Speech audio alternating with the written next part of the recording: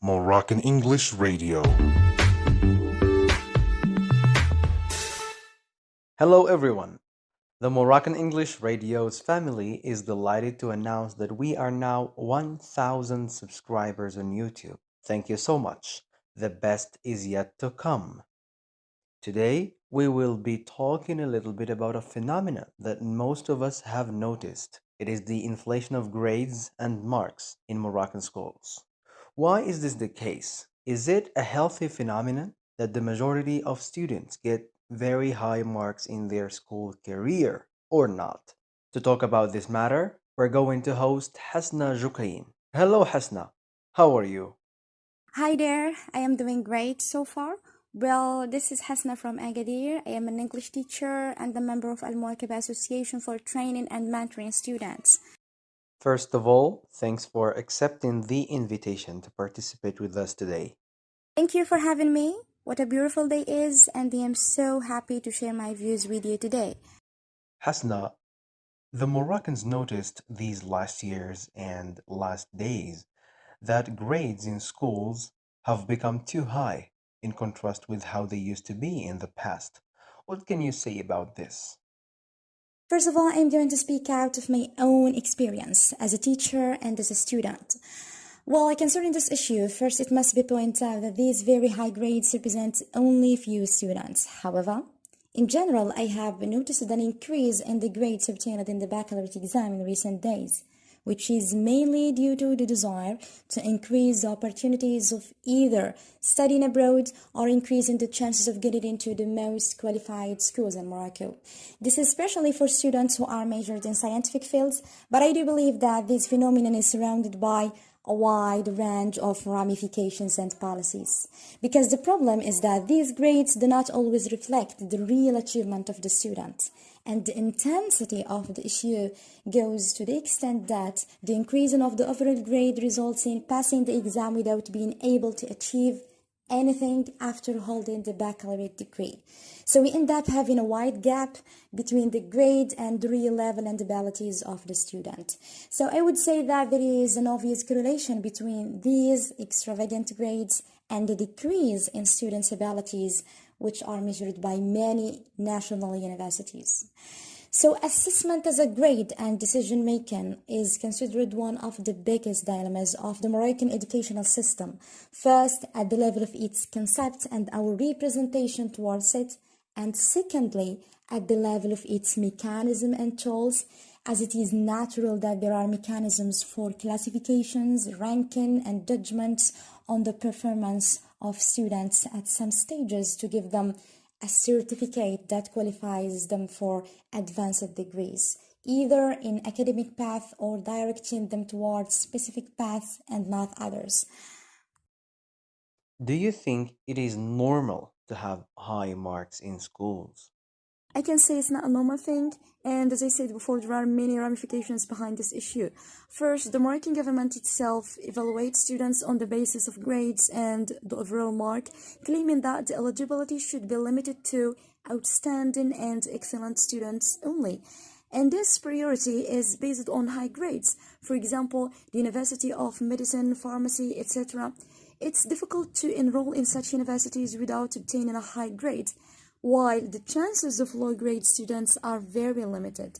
Therefore, many educators and families focus on how to make their children obtain these excellent grades to attain these universities no matter what this may cost them later. So we can say that the Moroccan government and some Moroccan families are two sides of the same question, and there is a kind of interplay of many reasons behind this issue.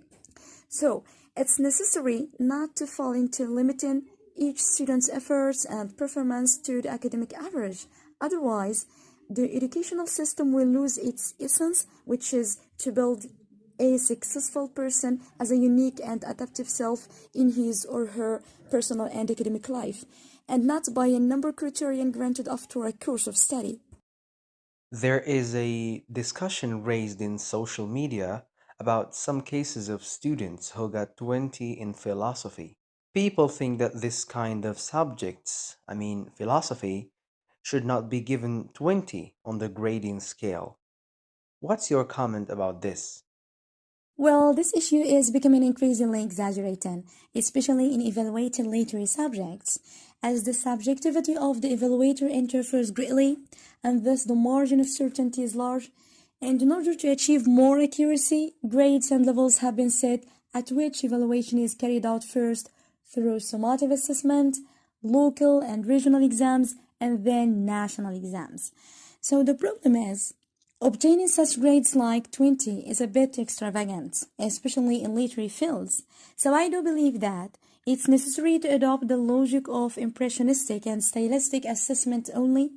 Instead of evaluating students according to a grading scale, it is important to get rid of exaggeration in giving high grades for literary subjects. For example, in exams of sociology, philosophy, etc., which is for the most time do not reflect the real level of the student.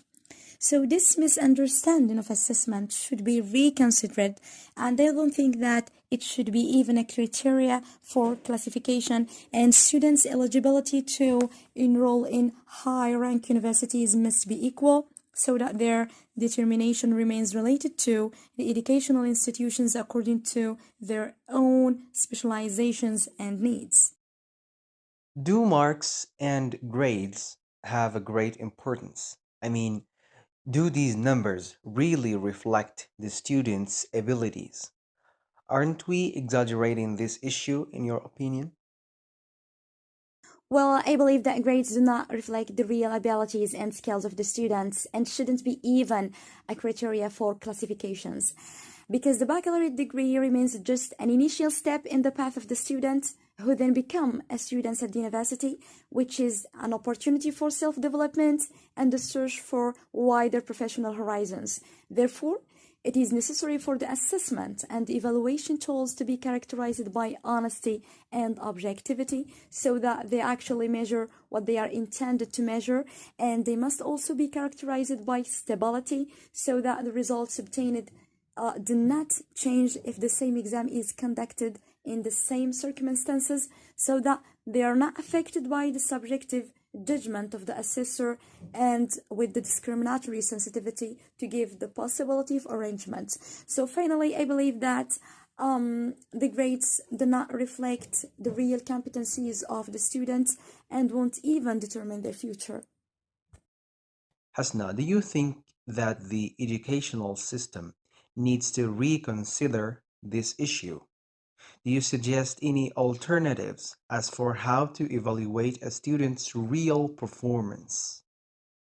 Numerous educators have addressed this issue from various perspectives during these days, and they will add my advice to these educators and say that the policies that sustain increasing high grades should be reconsidered, and the focus should be placed instead on refining creative skills and developing intellectual perceptions. So the school of tomorrow must first ensure the quality of skills by teaching the basics of reading, writing, and creative skills to all students and ensure their qualifications. It must be also a school that allows students to develop their personality, acquire a general culture, and develop through a constant mentoring and supervision, and giving them the chance to express their own artistic creativity as well. So it must be a school that gives every Moroccan student a chance to succeed in life, regardless of his or her social background. Finally, I would like to say that the primary goal that must be met in the 20th century schools is to prepare students academically and personally to the labor market and develop the chances to enhance their inclusion, especially students from low-income families. Thank you so much, Hasna, for this awesome interview. See you soon. Please do come, and it was a pleasure for me to be part of this episode. Have a nice day. Ladies and gentlemen, we have come to the end of our episode. Don't forget to subscribe to our channel on YouTube. Thank you so much for listening. Moroccan English Radio.